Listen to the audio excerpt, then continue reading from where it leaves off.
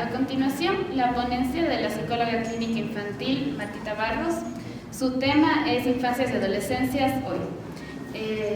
La doctora Martita es psicóloga clínica infantil y es máster en adolescentes. Es presidenta del grupo de estudio Carretal, que se centra en la clínica de niños y adolescentes. Es un grupo asociado al espacio psicoanalítico Cuenca. Le damos la bienvenida, por favor.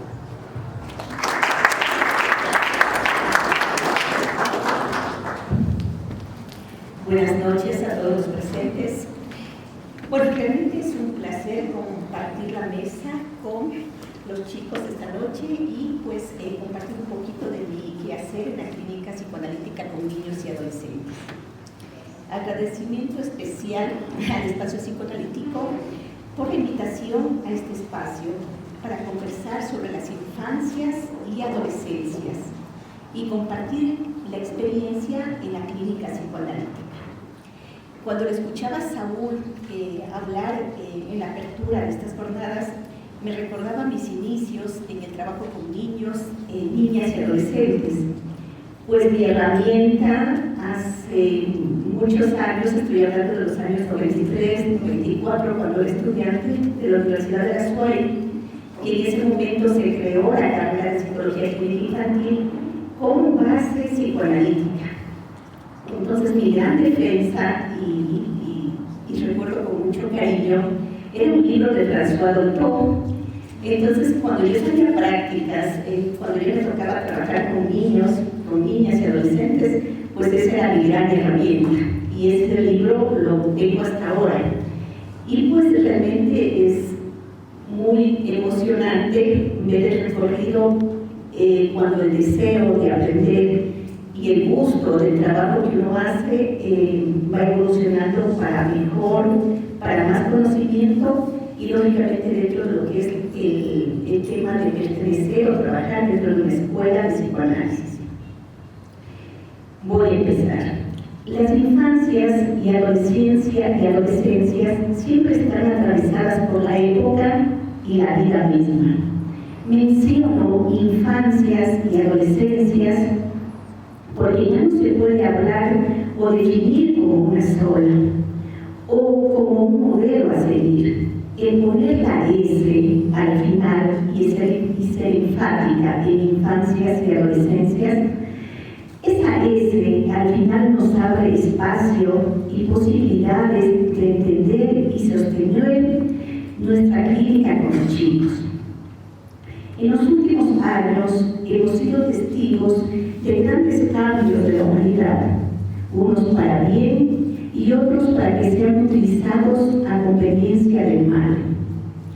La pandemia del COVID-19 arrasó con los espacios de subjetividad de los niños, niñas y adolescentes. Y es algo que, sobre todo en el campo educativo, parece que está siendo ignorado.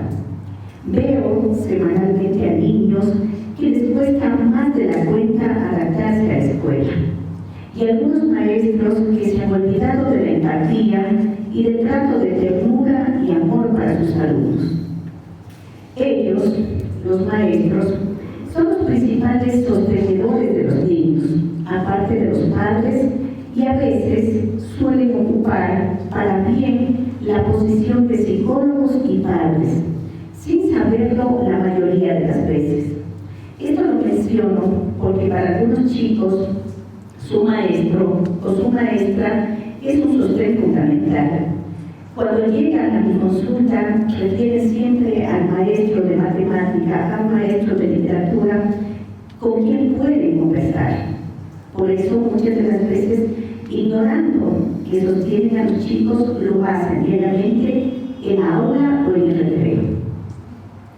El momento que los escuchan, acogen y juegan con ellos, se ha convertido en un lazo de sostenimiento para que la vida se les haga más liviano recorrerla. Algunos niños y adolescentes post-pandémicos, sí, enfatizo esta parte porque, como les menciono, semanalmente pareciera que los adultos nos hemos olvidado de que existen estos niños. No con el tema tema de etiquetarlos o ponerles una categoría, sino simplemente de analizar lo que ellos vivieron durante esa época. Algunos niños y adolescentes post-pandémicos se están visibilizando ahora con ataques de ansiedad, angustia y pánico. Son traídos por sus padres o remitidos por sus colegios. Otros están siendo ignorados, como que nada hubiera pasado, y siguen con las exigencias a los sujetos que atravesaron pérdidas, sufrieron un aislamiento, sentimientos de culpa, sobre todo en adolescentes, quienes en esos momentos sentían la necesidad de salir, pero al mismo tiempo la culpa de quizás ser los portadores del virus, quien pudiera matar a uno de sus familiares. Todos estos sujetos y todas estas padecimientos, estos sufrimientos se han quedado como encapsulados. Sufrieron un aislamiento y, repito, sentimientos de culpa, sobre todo en adolescentes, por ser quienes llevaban al virus a casa. Castigos verbales y físicos, entre tantas otras situaciones que se vivieron en esa época. Debemos estar atentos y acogerlos con esas pérdidas y padecimientos, sentimientos de culpa, de ira y muchas cosas más. Cabe mencionar también que el confinamiento por pandemia no fue tan malo para otros, que pudieron tomar sus clases virtuales y ser más interactivos por medio de una cámara.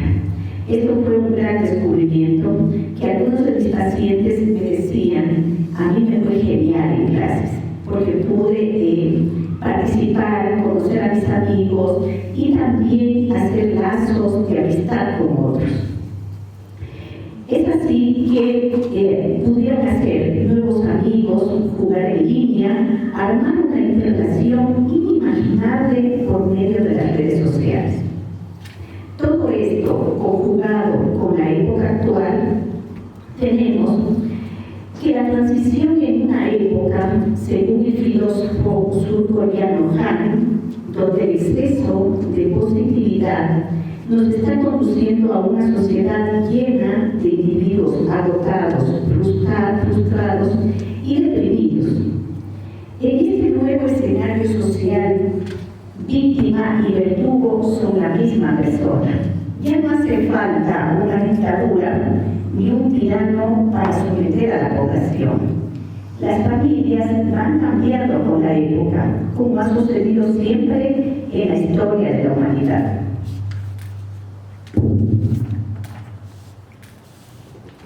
Padres y madres, adultos, cansados e infelices por llenar estas expectativas creadas por el otro.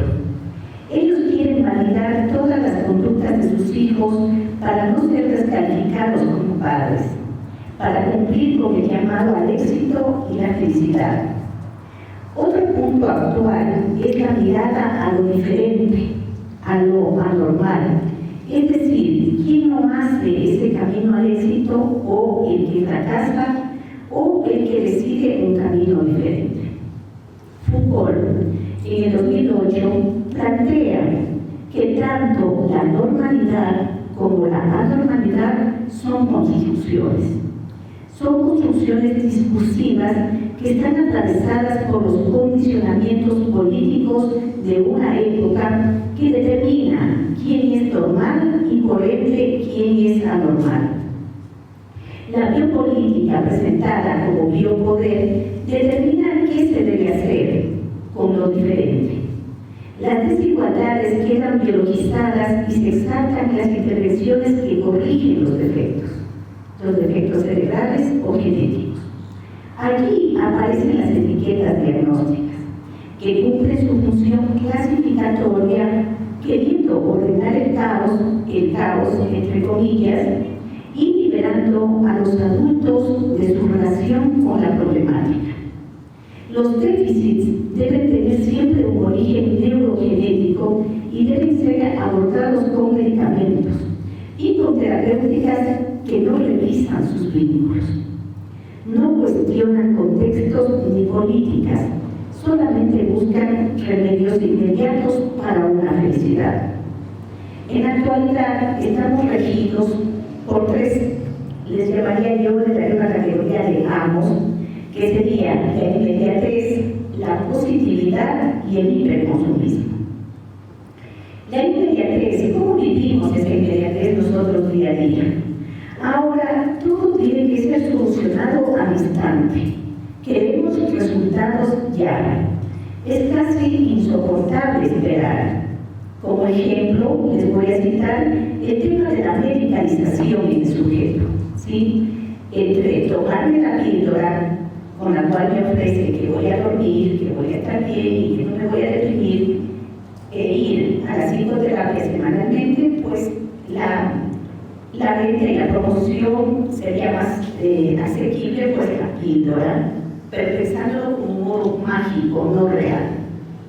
La positividad. Parece que ahora nadie queremos sufrir, como que se pretende borrar el sufrimiento de la vida de los sujetos, como si la vida fuera solo felicidad y no existieran los problemas.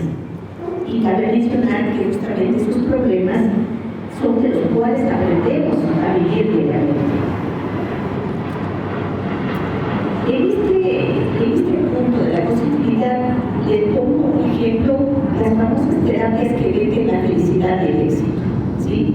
Es las que circulan por las redes en cualquier de sus formas, como coach, como la psicología positivista y muchas de las cosas en las cuales pues, se venden las píldoras y los paquetes de la felicidad. El hiperconsumismo, el tercer punto por lo cual nos rige actualmente, compramos cosas o servicios que no necesitamos, pero que la publicidad los convierte en necesarios o a veces indispensables. Por eso trabajamos tanto frente a las necesidades creadas por el otro. Aquí se me vino a la mente un ejemplo que en algún momento un padre me decía en la consulta. Me decía, mi hijo tiene 2000 juguetes en su habitación. No sé si será verdad o no, que podría caber 2000 juguetes en la habitación de un niño. Pero luego que él me dijo eso, yo le pregunté cuántas horas jugaba él al día con su hijo. Y me dijo, no, es que yo no tengo tiempo porque trabajo todo el día y a veces me toca trabajar hasta los fines de semana. Pero eso sí, a mi hijo no le falta nada, económicamente, desde luego. Es la dinámica en la cual vivimos en la vida actual. Todos homogenizados hacia objetivos comunes, desde la comida hasta la forma de vestirlos. ¿Se han dado cuenta que ahora la mayoría, o casi todos, andamos con zapatos deportivos blancos? Se detienen y se dan cuenta que si no los tienen, pues salimos corriendo a comprarlos. La violencia de lo igual destruye la negatividad de lo distinto, de lo singular. Esto nos dice Han en el 2017. Solo se acepta la diversidad que se transforma en un objeto de consumo. Un claro ejemplo son los diagnósticos de TDA o TDAH o TEA. Las casas farmacéuticas y programas de evaluación, entre otras cosas más, ven el padecimiento como un precio, no solamente un precio emocional para los padres, las familias, los niños y la escuela, sino también como un precio monetario. El sujeto funciona si trabaja. En adultos se promueve el uso de antidepresivos que supuestamente anuda el conflicto y la persona se vuelve productiva. Este modelo de intervención se maneja en nuestro país. Las derivaciones de los médicos y las escuelas son casi siempre a psiquiatra o neurólogo, invisibilizando el lenguaje, la palabra y la historia de cada sujeto. Infancias y adolescencias atravesadas por la patologización y medicalización, donde todos opinan ahora sobre los niños. ¿Sí? Opinan si tu niño tendrá TDAH o si es un TEA o un TOD, que si aletea, que si se mueve mucho, que si salta, que si corre, que si es feliz. debe tener una patología. Ahora, pareciera que los niños deben venir con un botón de encendido y apagado, ya no con el pan bajo el brazo, sino con un manual de crianza. Padres sustraídos por sus celulares o siendo sobreprotectores, haciendo todo por sus hijos, inclusive las tareas escolares para que no fallen. Porque si lo hacen, ellos fallarían como padres. Una escuela inmiscuyéndose en lo familiar del niño y adolescente, queriendo dirigir y recomendar qué hacer, dando lugar a que esos padres que no saben qué hacer o que están presentes, ausentes, les endocen la crianza de sus hijos a los maestros o psicólogos, quedando sueltos. Estos padres exigen a la escuela que se ocupen de la salud mental de sus hijos, dejando a un lado la responsabilidad de la crianza. Esto es lo que suelo oír semanalmente cuando los padres exigen que la escuela se haga cargo de la salud mental de sus hijos. Maestros, padres y profesionales que se prestan a la medicalización, viendo como una solución mágica al padecimiento de los niños, no nos ayudan. Aclaro que no estoy negada a la ayuda farmacológica, que en algunos casos es necesaria, es decir, la utilización de la medicación. Lo que no puede ser es una constante la medicalización, es decir, pensar que la pastilla lo cura todo. Psiquiatras que mientras sus pacientes le cuentan que no pueden mejorar, incrementan el número de pastillas diarias. Les cuento como anécdota algo que me sucedió hace años y que yo no le creía al adolescente. Pues en esta práctica clínica se aprende siempre más en la clínica con cada paciente. Y yo esa vez me cuestioné mucho cuando yo siempre digo que hay que creerles a los adolescentes. Y yo no le creí. No le creí por lo que me contó. Ante la insistencia de que no quiere ser medicada, esta paciente de 13 años, porque los chicos lo dicen así, y lo dicen tal cual, no quiero que me droguen, llamé a sus padres a una entrevista y me ratificaron, sin preocupación alguna, que su hija toma 13 pastillas diarias, que era verdad. Luego, con la derivación a otro profesional ético, cuando hablo de ética dentro de la clínica psicoanalítica, involucra el conocimiento y la honradez para mí. Nos tomó desintoxicar al adolescente durante 6 meses con un programa planificado por el psiquiatra y, lógicamente, a la par la asistencia de la adolescente a mi consulta. Estos son casos de medicalización, ¿sí? A lo que yo no estoy de acuerdo y no comparto esa práctica con niños, niñas y adolescentes. Cuando necesitamos una revisión al psiquiatra o neurólogo y que el sujeto sea medicado, vamos bien, pero no medicalizada su vida y su existencia. Y como lo dicen los chicos, no quiero que me droguen. No se permite interactuar con aquel niño que no es igual al otro. Es derivado al psicólogo para un diagnóstico, es diferente, es observado, etiquetado y no hay la alternativa de un acercamiento a él para entenderlo y que viva sin ser excluido.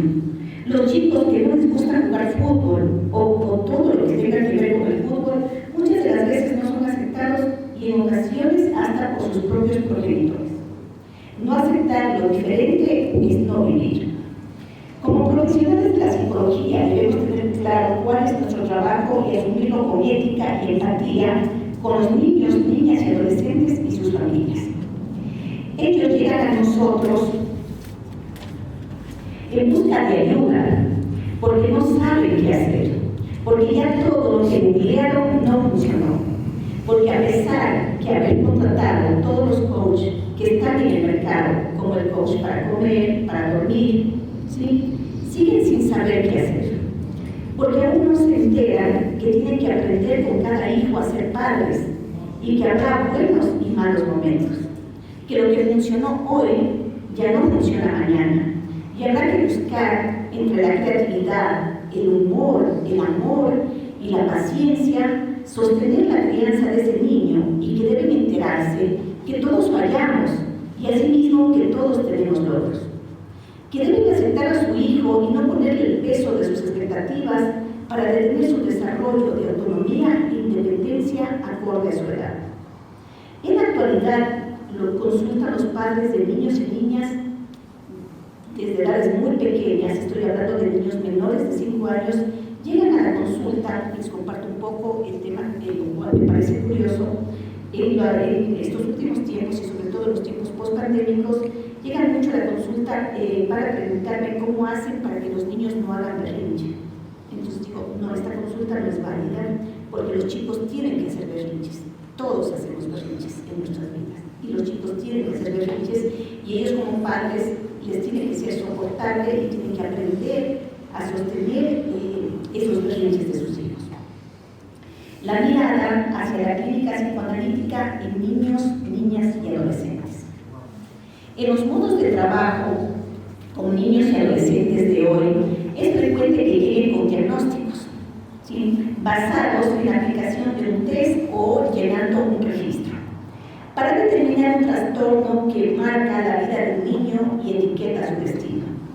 Los llamo diagnósticos express. Para la intervención en las adolescencias, Beatriz Janín, una psicoanalista argentina, plantea que se debe tomar en cuenta qué lógica, qué defensas y qué tipo de pensamiento predomina en ese otro, y también en qué entorno se encuentra. Cabe recordar en este punto el trabajo de caso por caso, ya que cada psicoanalista o psicólogo deberá trazar un camino y configurar el espacio con cada paciente. Vamos a entrar al mundo de los adolescentes. En algunas propuestas teóricas de hace años atrás, se sugería buscar otro término para determinar esta etapa de la vida del sujeto, ya que adolescencia proviene de la palabra adolecer. Parecía que esta propuesta está del lado de borrar el sufrimiento, como lo planteaba al inicio de este encuentro, cuando para ellos, los adolescentes, la transición de niño a adolescente duele, porque no quiere crecer, no quiere separarse del vínculo padre-niño o madre-niña, porque es lo que escucho en la consulta, expresiones como mis padres ya no me quieren como antes, ahora son más lejanos, ya no me abrazan, y también escucho lo que viene en la otra dirección, a los padres que me dicen, no sé si abrazarlo o no, no sé cómo tratarlo ahora que creció. La búsqueda de su autonomía e independencia también será motivo de incertidumbre y miedo.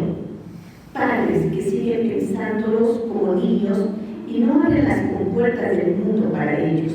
Chicos cohibidos e inseguros, obedientes, pero muy obedientes en esta etapa de la rebeldía.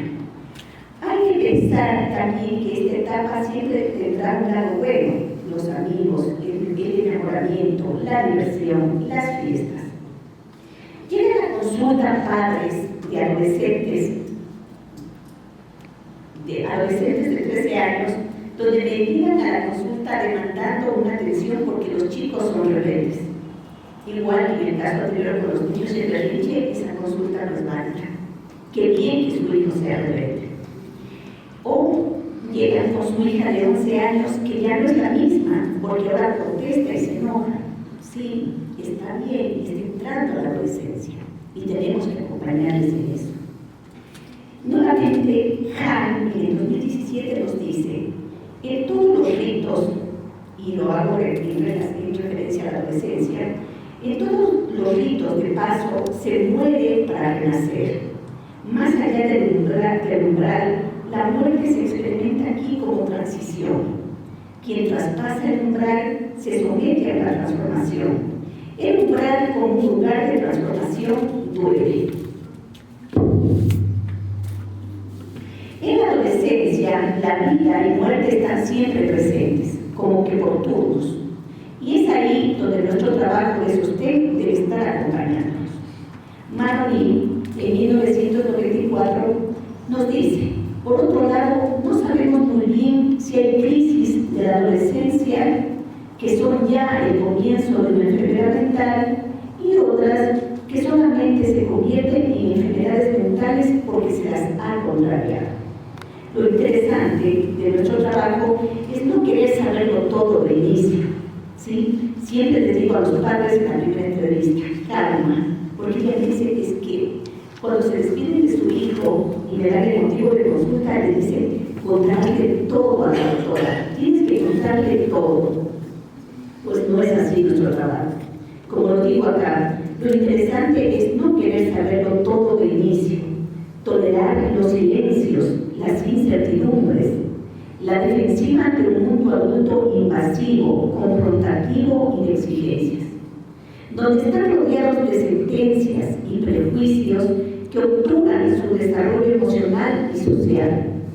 Dar un espacio de acogida con tiempo para que la problemática se vaya mostrando. Recuerden que todo niño y adolescente se encuentra en constante cambio, crecimiento y transformación, y por ende cualquier diagnóstico o impresión diagnóstica cambiará, será pasajera.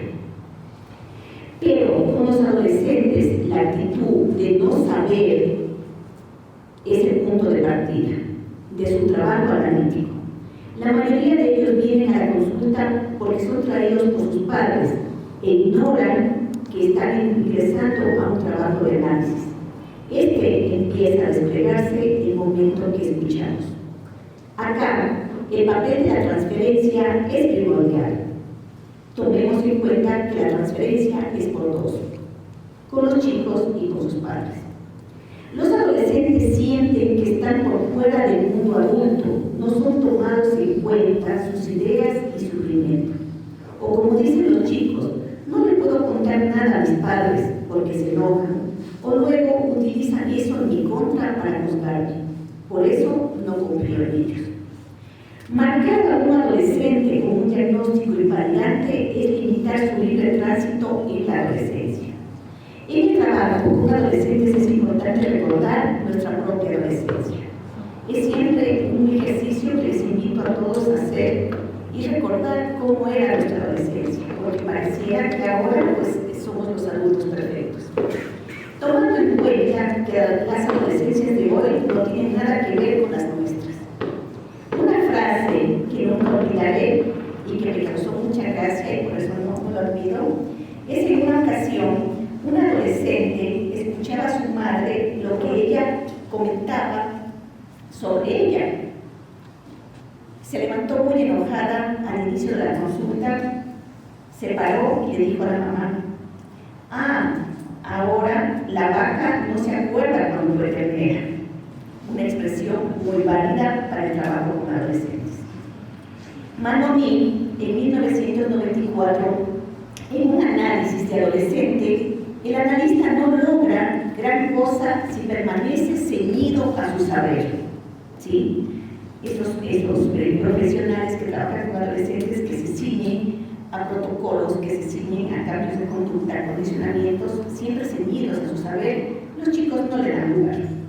Saben que forma parte del mundo y que el adolescente repudia estos ceñimientos al saber o a protocolos de conducta. Hay cosas en común en las diferentes épocas, ¿sí? Siempre permanecerá en la línea del tiempo los adolescentes que permanecen distantes con los adultos, esa necesidad de confrontación, esa rebeldía que es saludable y bienvenida en la adolescencia, justa y necesaria para su desarrollo, autonomía e independencia. Su narcisismo se pone en juego y además tiene que soltarse de las primeras figuras significativas, sus padres o sus cuidadores, y buscar otras nuevas en los grupos, en los amigos, en una figura significativa. Todo adolescente corre riesgos. Estos serán diferentes en cada época, por ello no se va a paralizarse ni aterrarse, ni restringir su vida, como lo hacen los padres en la actualidad. limitando el mundo social de los hijos para que no les pase nada. Y no se trata de combatir las crisis de la adolescencia, ni de curarlas, ni abreviarlas, sino más bien trata de acompañarlas, y si supiéramos cómo explotarla para que el sujeto obtenga de ello el mejor partido, fuera ideal.